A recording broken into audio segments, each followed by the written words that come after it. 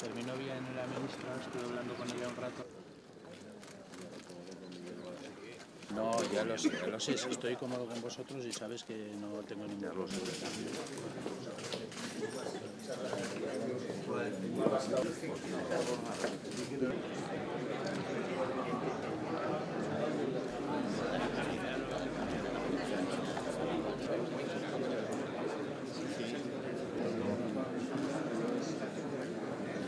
Pueblos, de seguir dando vida a los campos, a los caminos, a las plazas y por supuesto también de seguir celebrando. Y la conversación que tuve después de la comparecencia me tranquilizó respecto al inicio de las obras de Visca-Rués y a la continuidad de las obras del recrecimiento de Illesa.